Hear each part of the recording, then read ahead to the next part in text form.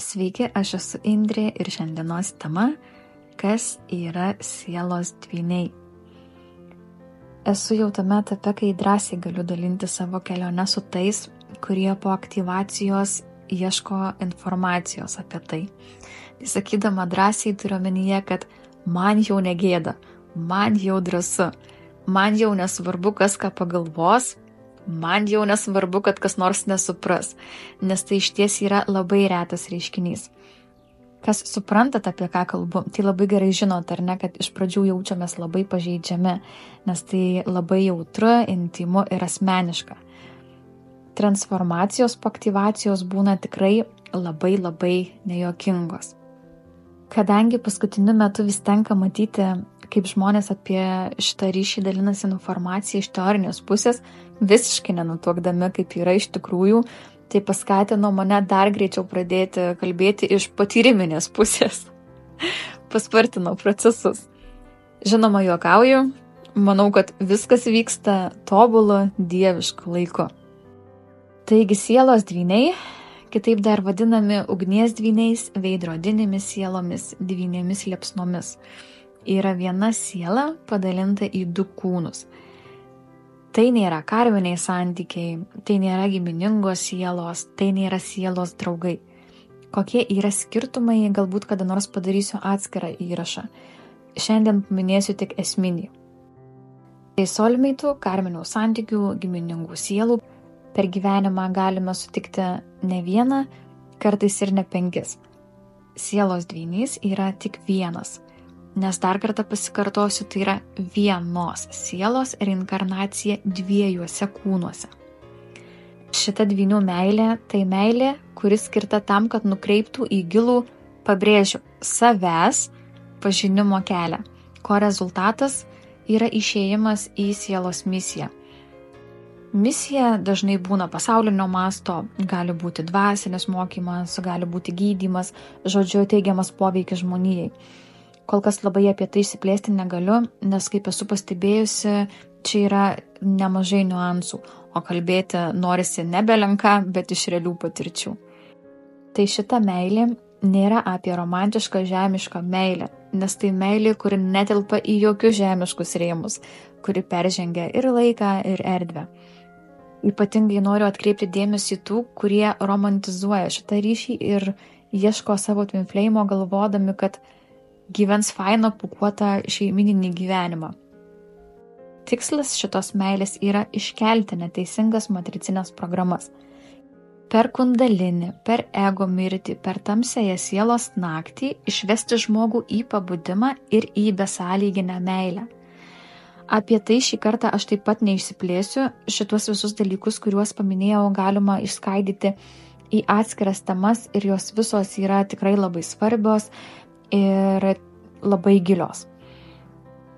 Tai grįžtant prie ryšio, tai yra be galo gilus ryšys, kuris skiriasi nuo įprastų ryšių ir santykių. Tai dieviškas ryšys ir jo tikslas, dar kartą pasikartosiu, yra skirtas aukštesniam tikslui. Tai, kas vyksta tarp sielos dvynių, yra neįtikėtina intensyvu ir tikrai gan sudėtinga. Tai stiprus ir gilus emocinis ir dvasinis ryšys, daug emocijų, daug vidinių konfliktų, kol pasekoje atsiranda stiprus asmeninio augimo ir gijimo poreikis. Tai pradeda lysti vidiniai šešėliai, pradeda lyg deginti iš vidaus ir tas deginimas yra labai intensyvus. Čia jau kas supranta, apie ką kalbu, tai supranta, kas nesupranta, galbūt niekada ir nesupras. Šitie du žmonės išgyvena išsiskyrimo ir susijungimo laikotarpius. Išsiskyrimo laikotarpiais abu asmenys dirba su savim ir tyrinėja save. Kai kuriais atvejais intensyviai su savim dirba tik vienas iš dvynių. Čia būna labai įvairiai, būna abu pabunda, būna tik vienas, o gal yra, kad ir nei vienas. Tikrai žinau, kad yra dvynių, kurie kartu gyvena ir visus etapus kartu pereina. Mano pačios asmeninė patirtis kitokia, bet esu girdėjusi, kad sunkesnės transformacijos tiems, kurie sąjungoje jas pereina, bet čia taip pat nežinia, ar visiems vienodai.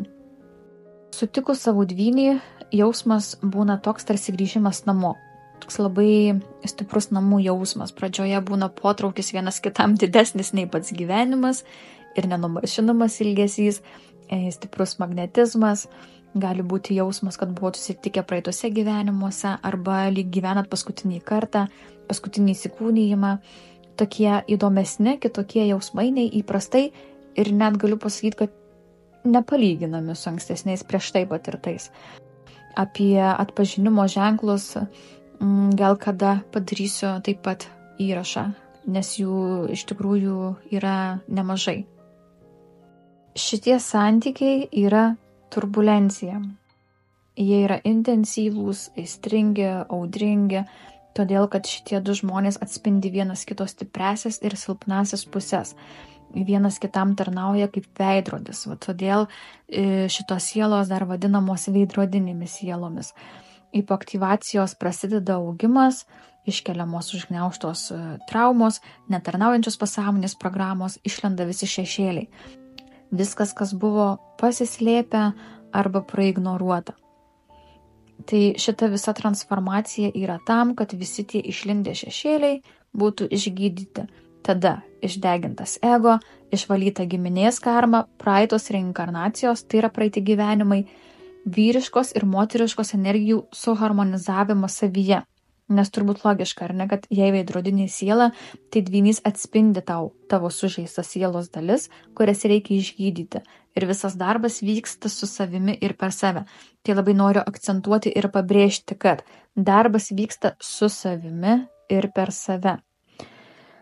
Tai viskas yra tam, kad paskatintų dvasinį augimą, apverstų visus nesąmoningus įsitikinimus, kurie neleidžia tapti tuo ir atlikti tai, ką susiplanavai prieš įsikūnijimą. Tikriausiai maža čia paslaptis, ar ne, kad didžioji mūsų dalis čia ateinam su amnezija, pamiršę būdam, kad mes esam daug daugiau nei tik fizinis kūnas. Neseniai girdėjau, kaip viena mergina pasakojo apie sielų ryšius, tiksliau, kuo skiriasi sielos draugai, karminiai santykiai ir sielos dvyniai. Ir išgirdau tokią frazę, cituoju: tai nėra santykiai, kurių reikėtų siekti.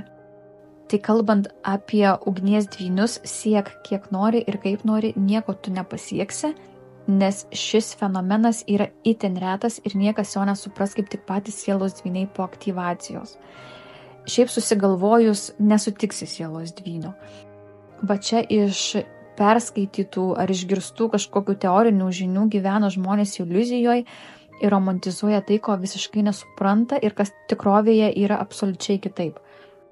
Tai žinokit, kad jei jums atrodo, jog susitikot savo sielos dvynį, bet gyvenat ramų, harmoningą, fainą gyvenimą, tai jums tik taip atrodo. Greičiausiai tai yra kitokie sielų ryšiai.